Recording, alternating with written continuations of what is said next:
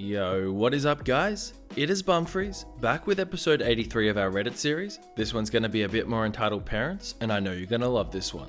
Thank you for all the messages. No, I'm not dead, just so you all know. I just went away for the weekend and had a little bit of time off just to refresh and make sure I come back the best I can. So yeah, as always, sit back, relax, and get annoyed at some entitled parents.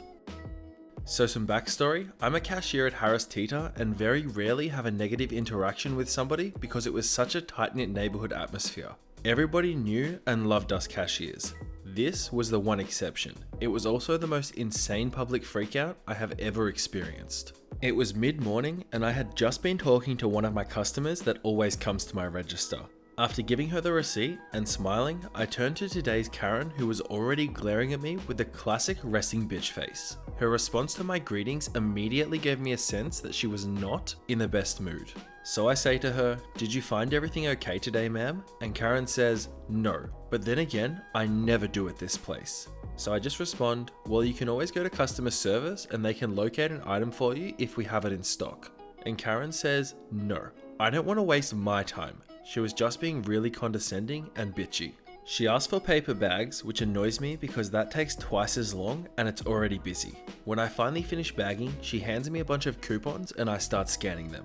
The week before, there was a store event that doubled all coupons and the computer would do it automatically. She thought it was still going on, and so when the computer didn't double them, I guess she thought I was trying to short her. She accuses me of this and I inform her that the special event had ended 2 days ago, and she says, "Well, can't you just do it for me? Stop being so cheap. You ended it too early." Now, Harris Teeter is pretty chill about these things, and if she was polite and I asked the manager, she probably would have finessed. But she wasn't. So when she complained and asked for my manager and he came over and said exactly what I said, I was very satisfied. She, however, wasn't. After I rung her up, I still kind of felt bad because she wasn't expecting to spend so much money. During the event, people would bring $80 to like under $10 with the right coupons if that shows how good the deal really was. I suggested that I could give her the senior discount, which is 5% and can be used on Thursdays for people over 65. This would make sure she left at least a little content. Also, my manager would have probably thought it was a good compromise to save a customer. Karen did not appreciate my act of kindness, to say the least. She immediately got triggered and assumed that I thought she was over 65. And then she says, no, I don't want your senior discount."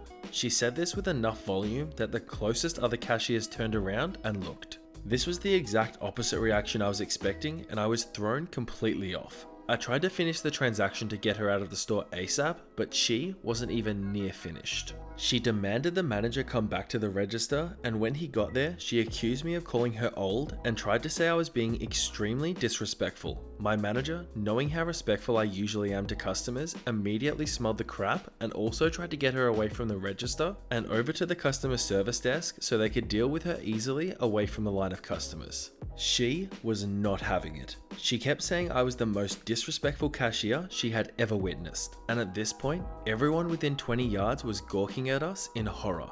She then said she was not leaving this spot until she got all of her coupons doubled and I was fired. My manager came in clutch and said, "Hold on, ma'am, I will take care of it for you," but went and got security. This was when crap hit the fan. Upon seeing the huge security guard following the manager over to her, she realized she effed up and goes out with a bang. She quickly rummages through her purse and I am confused for a second when she pulls out a mini pepper spray bottle. I start to duck, but she lets it fly right at me as she curses some more. I have never seen pepper spray used before, so when it didn't directly hit my skin, I thought I was fine. I was wrong. As the smoke billows around the register, the other shoppers rush backwards to get away from the particles in the air, but in seconds, everyone that was touched by the smoke started hacking and running away to the bathroom. I can barely breathe through what felt like bee stings lining the inside of my throat, and I stumble out from my cover, coughing and writhing from the way that the smoke was melting my face and arms. A guy from the line next to me somehow bears the pain and jumps in and bear hugs her until the security guard catches up and slams her against the ground. The last thing I hear when I'm covering my scorched face and running to the employee bathroom is Karen screaming at the security guard to get off her. The air all around where she sprayed it felt like it caught on fire, and my sensitive skin was completely inflamed even after 15 minutes of splashing cold water on it. When I finally came back out, the shopping centre police are talking to the manager, and I could see Karen being guided into a cop car through the front store windows looking into the parking lot. It is still utter pandemonium because several shoppers got injured by the spray as well. My manager praises and apologises to me for what happened and tells me to go home early. Despite the massive L, I got to take some stuff from Karen's cart since she already paid for it all. Those were the greatest tasting double stuffed Oreos of my life. Also, I ganked some smoothies which felt really good on my sore throat. I didn't go to the doctor because my house is close, and when I called my mum, she said we had some cream that would help. My manager calls me later that day and clarifies that there's no need for me to be involved legally since there were cameras and tons of other witnesses. They just asked me to give them a more accurate account of the dialogue between Karen and I. Fast forward a week, I got off of work today, and before I left, my manager told me that she got charged with assault and battery and was put in jail to wait for her trial. I didn't have to press charges because the store was vouching for me. I'm also starting next month with a $2.50 raise, which makes my hourly rate $12 instead of $9.50 an hour, which is nice. They told me a bunch of other benefits I would have, but it's mostly stuff that I don't have to worry about right now. I'm not sure if it's because I can sue the store or they just felt bad for me. For the most part, my face is healed, but there are still some splotches on my neck. Moral of the story, pepper spray is like a poisonous grenade, and never bring up the senior discount around someone who is mentally insane. Wowee, what a way to come back after a couple of days off from Entitled Parents. I didn't think they could get any worse, but I'm proven wrong almost immediately. You know, I've been feeling really good about these stories when there's been consequences for the entitled parents. I love to see the fact that this woman is up for trial and she's in prison at the moment because quite frankly, she deserves it. When I say prison, you guys know I mean jail, but you'll probably still go at me in the comments anyway, so let me have it.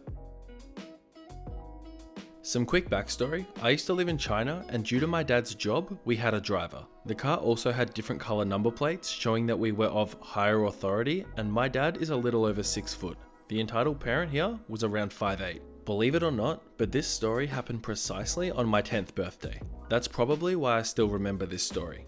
We were out at the restaurant celebrating my birthday and the food was great, and we started heading back. As we were turning off the highway onto our main road, where our apartment building was situated, we are now in the middle of the intersection. The turn we committed to wasn't really legal, but everyone did it, and it saved us a lot of time. Suddenly this man with one of those homemade Chinese motorcycles pulls out in front of us, which leaves us right in the middle of the intersection. He sets his bike down right in front of us and walks over to the driver's side window. My driver rolls down the window and he could see from the entitled parent's face that the entitled parent had been drinking. Just note, this discussion was in Chinese, so I'll try and describe the conversation as best I can. The driver says, "What seems to be the problem?" And the entitled parent says, "You hit my bike." And obviously the driver said, "No, we didn't." So the entitled parent gets a little bit louder and says, "Yes, you did, and I want $200 for you hitting me." My driver goes, "Are you delusional? We didn't even touch your bike." And the entitled parent, who is now yelling, says, "Yes, you did, and I demand $200 for repair costs." Due to our number plate, the man probably just thought that we would rather cough up the cash instead of actually fighting back. Seeing that his plan wasn't working, he got angrier by the second. My driver, after some discussion with my dad, just says, "Get lost, we aren't paying you anything." And this is where the entitled parent loses it. He comes up to the window and spits at my driver.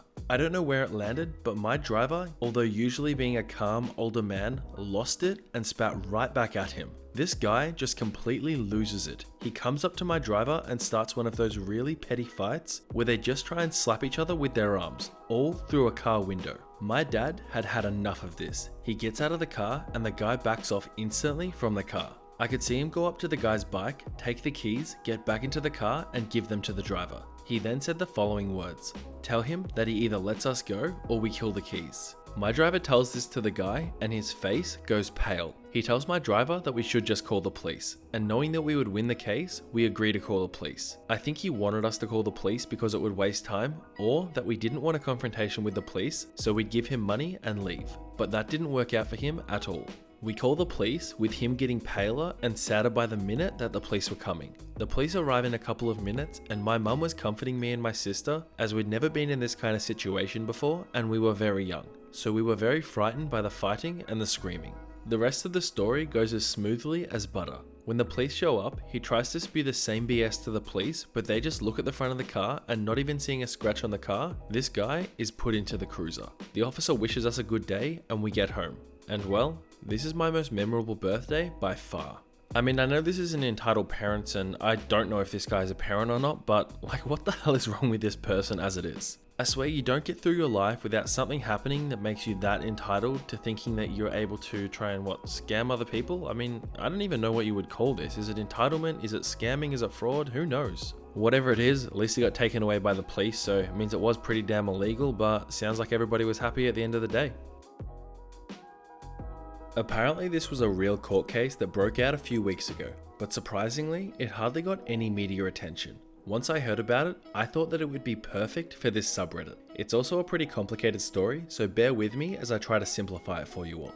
So EL is entitled lawyer, W is wife, H is husband, ELD is entitled lawyer's daughter, and SIL is son-in-law. We'll refer to them like this throughout the story. About a month ago, EL was representing H in a divorce case in Oklahoma. At one point, EL went to visit W, who was pregnant and in jail for unrelated criminal charges, to sign a waiver saying that she didn't need to appear in court for the divorce. W also had an older child living at home and had signed additional documentation giving up custody of said child, and that W would not be awarded visitation to her older child, and that W would have to pay child support. It was also confirmed that H was not the father of W's unborn baby. After the divorce was settled, EL contacted W for further discussion regarding her upcoming baby. EL was going to represent W in an application for judicial review, as in having the Supreme Court look into it, and at one point, EL offered to let ELD take care of her new baby until W was out of jail. Eventually, W gave birth to a baby boy and agreed to assign temporary guardianship to ELD and SIL. Little did she realize that ELD would go on to turn this temporary guardianship into permanent custody right under W's nose. It started with ELD and SIL calling the baby by a different name instead of what W chose. EL later filed a petition for guardianship on behalf of ELD and SIL. A judge granted this petition and even allowed EL's family to make plans to fully adopt W's baby as their son. EL let W know about this and had even told her that they were going to keep the name that they wanted because they believed that she shouldn't be named after the biological father.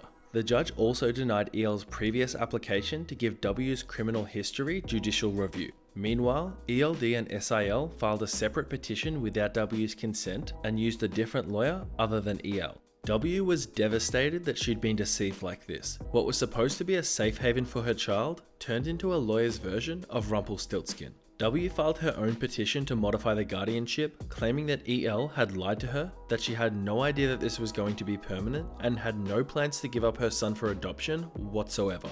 Shortly after, W was released from jail and the judge for her case threw EL and ELD's petitions for adoption right out the window, describing it as the most dishonest, deceitful, and unethical behavior that he'd seen in years. In the end, W was reunited with her baby boy, while EL was forced to resign and was stripped of her license. You know what gets me more than anything about this one is that there had to be a reason that this lawyer did this, and I really in my head, I honestly cannot understand why anyone would ever do this, let alone somebody who was trusted with the kid.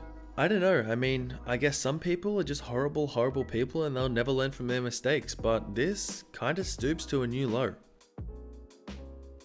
Alright everyone, that is that for today's episode of Entitled Parents. I just want to start off by saying thank you so much for watching and I hope you enjoyed the video. I'm just going to take a second to plug a couple of my social medias, including our Discord server. I do have a Twitter and an Instagram if you want to follow me on both of those. They are both at Bumfris, and feel free to send me a message and I'll do my best to respond. I also just want to take a second to say thank you so much for all the love lately. All of the comments, the likes, the subscribers, just the fact that you guys tune in and watch my videos every day, it really does make my day. Every single one of you is the backbone of this channel and I really cannot express how much I appreciate that. Without you guys, this channel would be nothing, and I love making these videos for you guys and I love the fact that you enjoy them. So on that note, I will wrap things up for today's episode of Entitled Parents. I just want to take a second again to say thank you so much for watching. I hope you're all having a fantastic day, and I'll see you all in the next episode of Entitled Parents.